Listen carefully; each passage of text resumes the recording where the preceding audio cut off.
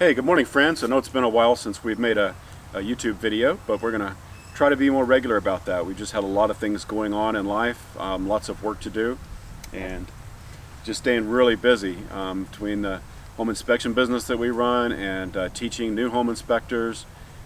She's working at our church still full-time. So as much as we love the homesteading life, we are doing our best to get as many projects and as much infrastructure in place as we can. So, like our new greenhouse. Like our new greenhouse, yeah. So you guys want to go take a look? We'll show you that project. There is our new greenhouse, so we're really excited about. David and I bought it from Grower Solutions, and thanks to Living Traditions Homestead that They had some great videos that helped us the they directions introduced us. They told us about it. We learned about it from watching their videos, and then they had step-by-step how to put it up. So we thought, we can do that. That looks easy. Well, it was very doable, but I don't know if I would have called it easy. But this is it, and we have still a few things to do, like get the latch together on the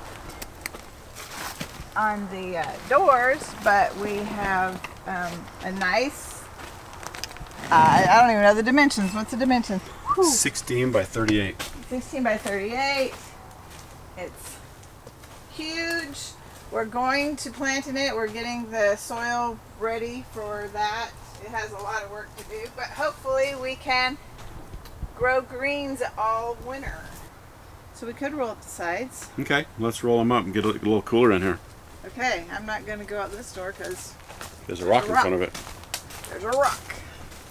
We've been working the soil in here for our first few beds with the BCS, and we've added some soil amendments in there, and we've left a lot of the weed barrier, weed fabric down, because we'll be starting along this side.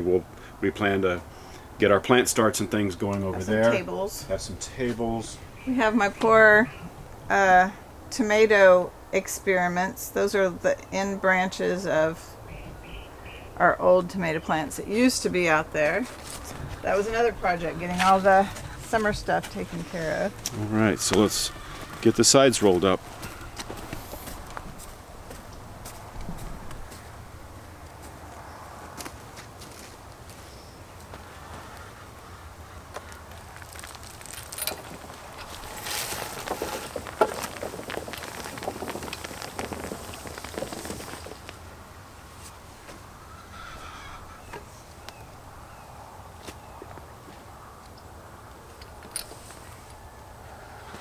All right. Yay. Roll up the other one. Yeah.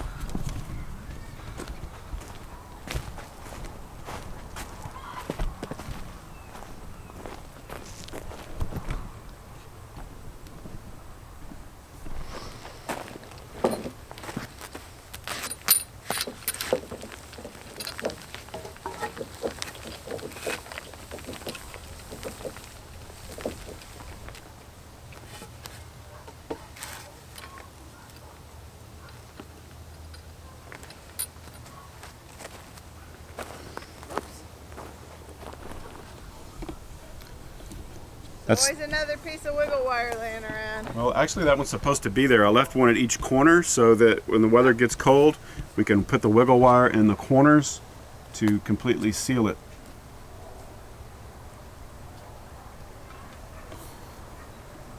Okie doke.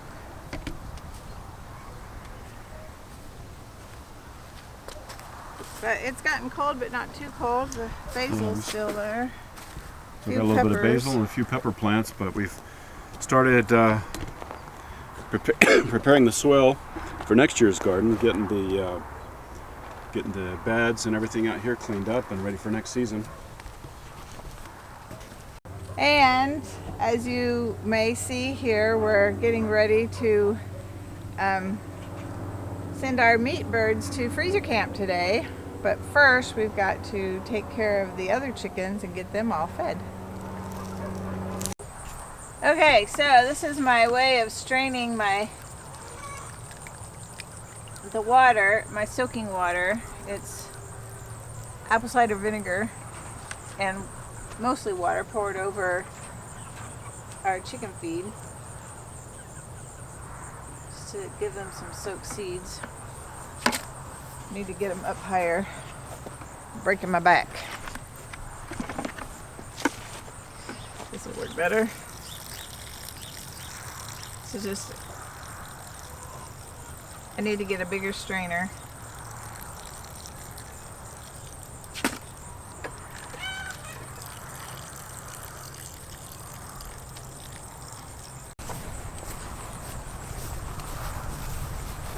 Hey, look, my Oh, they see us coming.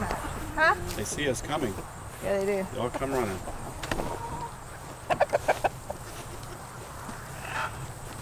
You ready for their breakfast? Yeah, I'm sure they are. A little later than normal.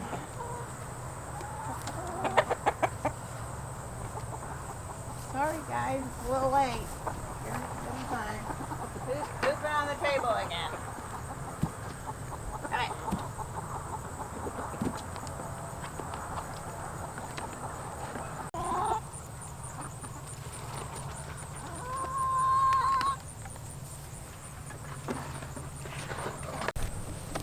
We can put a watermelon out for them. Yeah, we've got those watermelons. And there's some other stuff in there that can go out to them as well. They'll enjoy it. Nice warm Some day. pumpkins in there too, some small pumpkins. Oh, nice. Why do they have to put them on the table? There.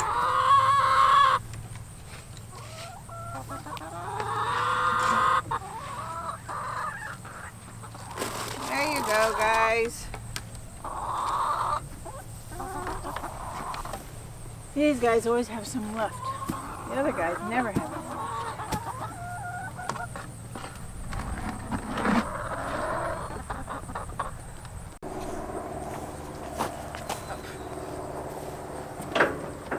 All right, let's see what we have. One bird took a look at this hatchet and took off running.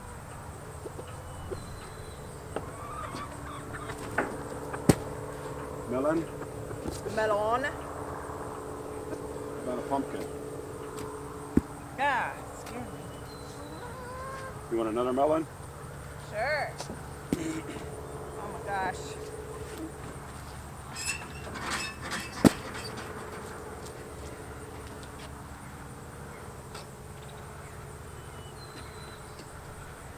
Wow. Yeah, they love all those seeds in there.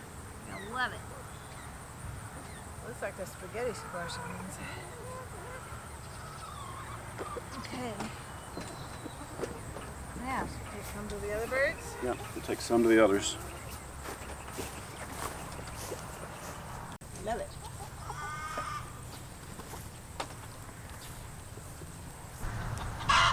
All right, guys, so what we have is we have our killing cones hung up in the tree for processing the chickens to dispatch them. We have some buckets down here to catch the blood. We put a little bit of water. We learned last time if we put some water in the buckets, it helps the cleanup there. Once we do that and they're bled out, we're going to hose them down, wash them, get some of the dirt off because they've been in the pen for a while. They'll be pretty dirty. And then they go actually they go to the scalder. So we have the scalder here, and so we'll dunk them in the scalder, and that'll loosen up all the feathers so that the next step, which is the plucker, we'll put them in this plucker that we bought. We've plucked quite a few chickens by hand. It's a heck of a lot of work, and we just decided to invest in an actual plucker. So they'll go from there to our setup for processing them the rest of the way and cleaning them. And then we've got our ice chest set up over here. We have one that's just full of cold water. And then as we get them, after they soak in the cold water for a little while, we will put them in the ice chest full of ice and let them sit for at least 24 hours.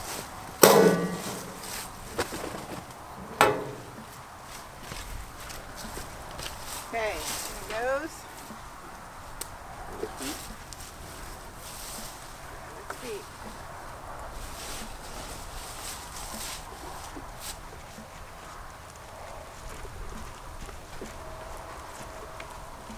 Round booger.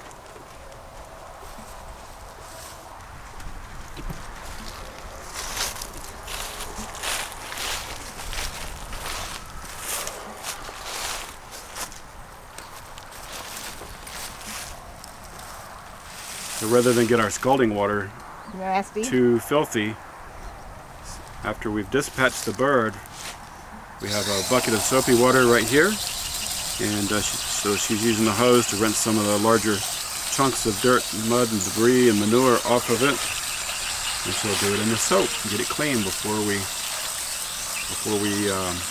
put it in the scalder next. And it helps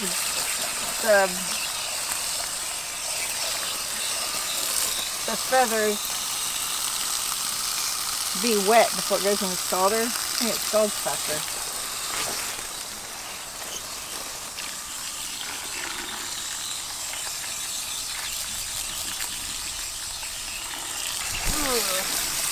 These, I'm not a weakling, these are just really heavy birds. They are heavy. When we weighed them the other day, that was like a week ago, and they were between 7 and 9. 7 and 9 pounds. We'll weigh them after we get them all processed and then figure out what the weights are. Okay, now we can go get in the hot tub. Now for the hot tub.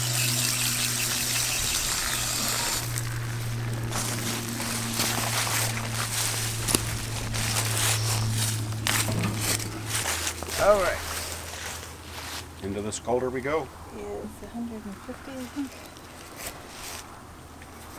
So, and I like to put its feet all the way in. About 45 seconds to a minute. And we'll test a few of the wing feathers or tail feathers and see if they come out easily enough. We like to keep the feet for making stock and broth and stuff like that. Bone broth, man. Bone broth. So after scalding, the skin and the nails come off the feet real easily. Yes, outer skin and the outer nails.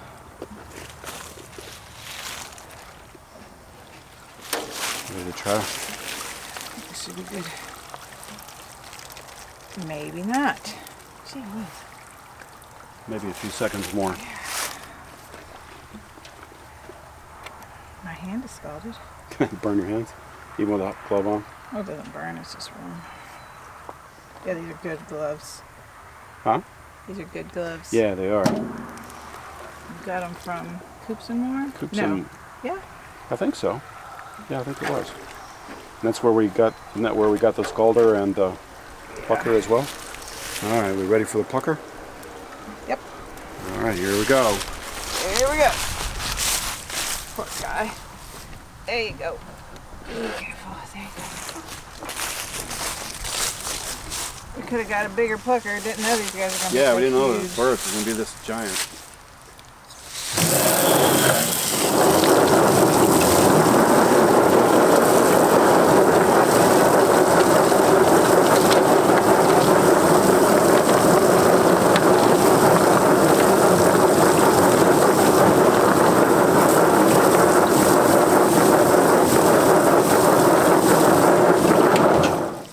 So we got a medium size because we weren't going to do turkeys. And we were doing meat birds, so we thought, oh, medium would be great. Yep, we should have got a little bit larger one because these birds, this thing says it's made for 2 to 4 birds, but the size of these birds, there's no way you can put more than one in at a time. So if you're raising these Put them up here. on the mat, the Cornish Cross, you really need something bigger than the medium scalder, the medium plucker, because it's just not big enough for these. But it still beats than... Oh yeah, it's a doing it lot by hand. easier than doing it by hand. It's doing a nice job. This one was a little harder than the other ones we've done, but I kind of like picking them out with the pliers. Tail feathers are always the worst. all right, we can do the rest on the table. Yep.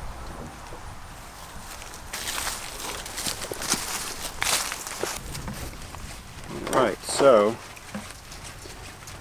can do these things in any number of orders, but she's taking the nails and stuff off the feet, and I'm going to start processing this bird. So I find the leg, I bend it the opposite direction it normally goes.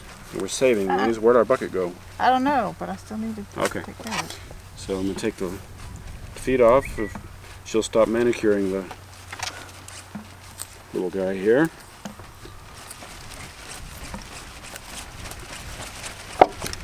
Alright, now next thing I do is right here at the neck. I'm just going to make a slit up the skin on the neck right here. That exposes the esophagus, the trachea, and this has actually been the hardest part for me, is trying to figure out or trying to loosen the esophagus and all of this to get to the crop. Just seems like it's a little tough. So if there's any pointers out there for getting to that crop, you can leave them in the comments below. But if you loosen up, pull the crop out, and loosen it away from the skin up here in the throat, then it all comes out the other end. And we took these guys off of their food last night, and it's probably 11 o'clock now, so they've been off probably 15, 16 hours, something like that. So, alright, I've got that loosened up. Spin them around. About 3/4 of the way down, I'll make an incision just through the skin and a little fat membrane here until I can get to a little hole on the inside. I'm going to put my fingers in there, grab the keel bone and the tail, and pull it, and just tear the skin straight across. These guys are pretty tough. And then just begin to work my hand through the inside to loosen up the membranes that hold everything in place. And you go across the top of the keel breastbone here first. All this connective tissue, you've got to break it loose to be able to get all the stuff out of the inside.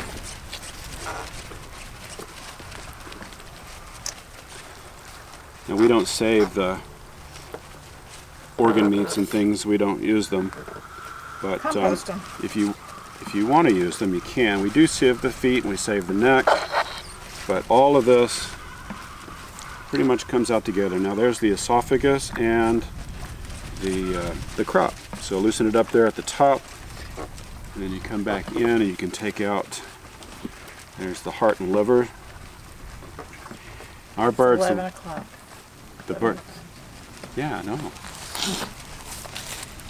Pull out the esophagus and the trachea and finish cleaning the inside of them out. Oh, okay. These are all males, so we have the little testicles in there. We'll pull those out. That's not one. That's not one. Some little There's parts and pieces. There it is. Like so. And this little table we're using has been really handy for lots of different things. But I think it's originally a fish cleaning table. But here at the end, what I do, so I've still got the rest of the intestine. I'm going to make a slit down both sides of the intestines, like so. To get all the way past it, and then I'm going to cut underneath. It's going to have lots of smokes. Like so. And all of it came out. So we put all this in our waste bucket. Oh, there's the other one. I know, I got them both. Again, we don't save the gizzard. Here's the liver. That's the heart. I actually got one of the lungs out with that pull. And then to make sure, run your hand along the sides of the rib cage on both sides, because that's down on the back. That's where the lungs are. Sometimes I get them out, or at least part of them, with the insides, but other times they come out like this separately. This little table's neat. We've got a water hose connected to it, so when we've got everything out that we need to get out, we can clean this guy up. Would you grab the other knife so I'll be able to get the neck bone off more easily? So we take the neck bone off so that these look more like what you find in the grocery store. But I use a larger knife. You could use shears. I know our friends Doug and Stacy up there in Missouri, I've seen Doug do this and use hedge loppers to, that's long. well, the branch loppers to to get that off. But so I just take this, got a little bit larger knife, put it against there where I want it, push down until it comes off. There we go. It's over there. Oh, that was gross. I like to clean the table off between each burr. It just keeps our work area and work surfaces nice and clean. And this little table, we've got a bucket underneath it, so we're putting all this water into a bucket. We can take it away from our work area so we're not standing and soaking wet all day.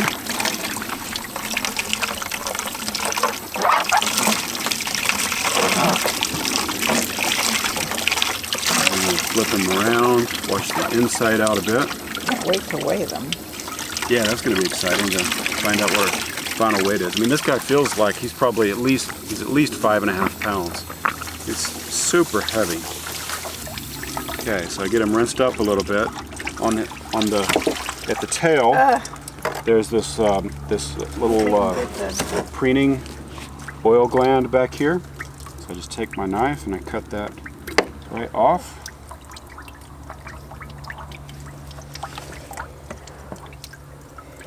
Pull out the last few of those quill thingies. tail feathers out of there. Get these store-bought birds have these too. Yeah, and I it's used amazing. to be irritated, and now I understand why. They're hard to get out. They're hard to get out.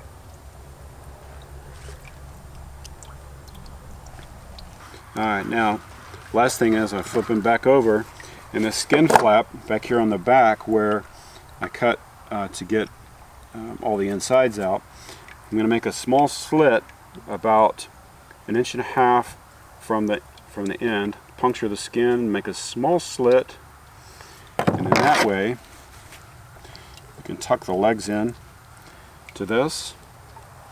And sorry, I'm very right-handed. And that's going to want to slip out a few It wants to times. slip out a little bit, but basically hold them up there and it'll look nice For a roasting bird. for a roasting bird. Slipperish. They are slippery. This is. All right. It's just the next Can we make this nice and pretty? That's the. You clean it. You want it off? Nope. Then they're going to go into the ice chest See with all some that? cool water. Yes, I want this gunk out. She's fussing about some of the little fat pockets that are in here.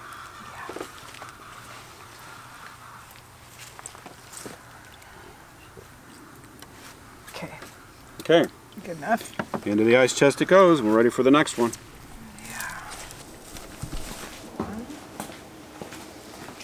Hey guys, it's been another marathon day here on Savvy Organics Farm.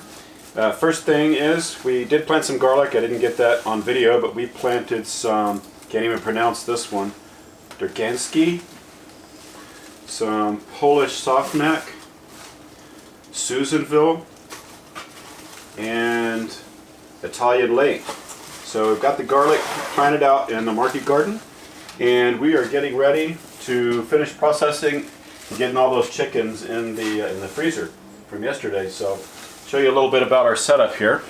We have all the birds completely cleaned and all 21 of them in this cooler. So we're about to dry them off on the table, and we've got my lovely assistant here getting our bags ready.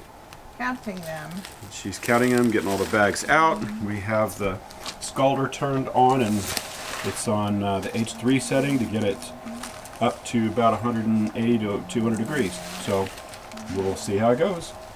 All right, so the next part of this process is we're going to take the chickens out a few at a time, set them on this table, get them dry, Ish. as dry as we can, drain as much water off of them as we can, and then we'll start the process of getting them all bagged up. Man, that water's cold. Man, it's like ice. Well, It had a lot of ice in it. All right, so while we're waiting on the scalder to get to the right temperature, we're going to go ahead and bag these guys up. Missed on that, did we? Sorry, they're down there. That was a surprise. Surprise, surprise, surprise. So we've got these large shrink bags. We're going to go ahead and get them. We've got them dried off a little bit. We're going to go ahead and put them in the bag so they're ready to shrink wrap. One birdie at a time. Alright guys, the final part of the process is shrink wrapping the bags. Say it 5 times fast. 1001, 1002, 1003, 1004, 1005. Pull it out. Pull your straw out.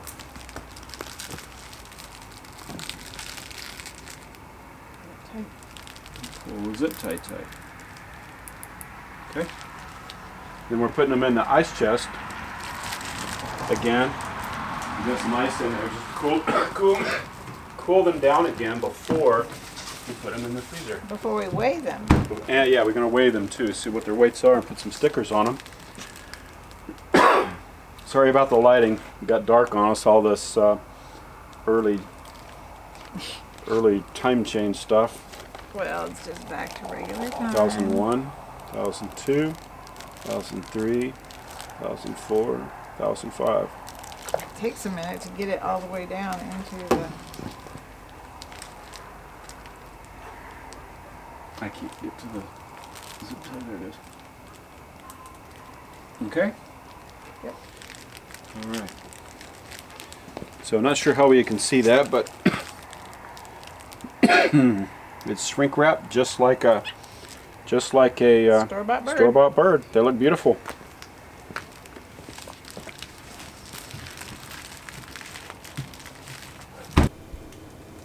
Alright, last but not least, let's get a weight on these birds. First one, Look at that, 8 pounds on the nose. 8 pounds even. Like, Gotta put the sticker on him. I'm gonna dry it off just a little bit, it's still damp on the outside.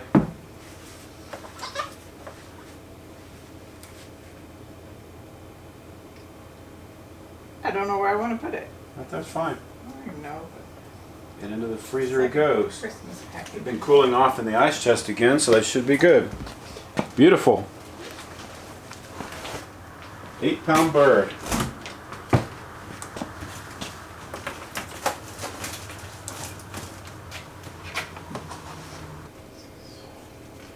So we're going to weigh the rest of these guys out and Figure out what our average was. Yep.